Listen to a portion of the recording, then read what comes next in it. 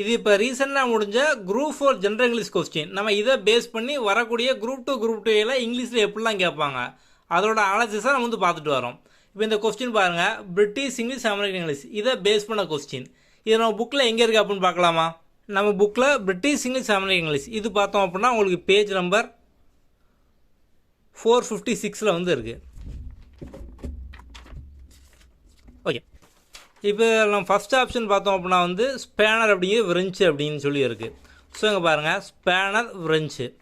So அப்போ வந்து கண்டிப்பாக பார்த்தோம் அப்படின்னா ஃபஸ்ட் வந்து கரெக்ட் அப்படி தானே. இப்போ நமக்கு இந்த 4 ஆப்ஷனில் 1 அப்படிங்கிறது ஏலையும் பிலையும் மட்டும் தான் வந்து இருக்குது. அப்போ இந்த 2ல் தான் ஒன்று வந்து கண்டிப்பாக வந்து ஆன்சராக இருக்க முடியும். ஓகே, அடுத்து செகண்டு பாருங்கள், ஹூவர். ஓகே, ஸோ இந்த ஹூவரோட ஆன்சர் பார்த்தோம் அப்படின்னா இதுக்கு முந்தின பக்கத்தில். ஸோ ஹூவர் அப்படிங்கிறது பார்த்தோம் அப்படின்னா வேக்கம் கிளீனர். ஆனால் இங்கே பார்த்தோம் அப்படின்னா நான்சென்ஸ் வந்து கொடுத்துருக்காங்க. அப்போ 2வது தப்பு. நம்ம வந்து ஆல்ரெடி பார்த்துட்டோம், ஒன்று ஏஆ இருக்கலாம் இல்லை வந்து பிஆ வந்து இருக்கலாம். ஸோ இப்போ வந்து இங்கே ஏல பார்த்தோம் அப்படின்னா 2 கரெக்ட் அப்படிங்கமா இருக்குது. அப்போ கண்டிப்பாக ஏ வந்து இருக்க முடியாது. ஸோ அப்போ வந்து மிச்சம் நமக்கு இந்த 1 கரெக்டு, 1 வந்து பியில் மட்டும்தான் வந்து இருக்குது. அப்போ இதான் பார்த்தோம் அப்படின்னா ஆன்சர். அவ்வளோதான், சிம்பிள். ஸோ நம்ம புக்கில் உங்களுக்கு கம்ப்ளீட்டாக எல்லாமே வந்து கொடுத்துருப்போம். இதை ஃபுல்லாக நீங்கள் படிச்சிங்க அப்படின்னா ஈஸியாக வந்து ஃபுல் மார்க் ஸ்கோர் பண்ணிடலாம்.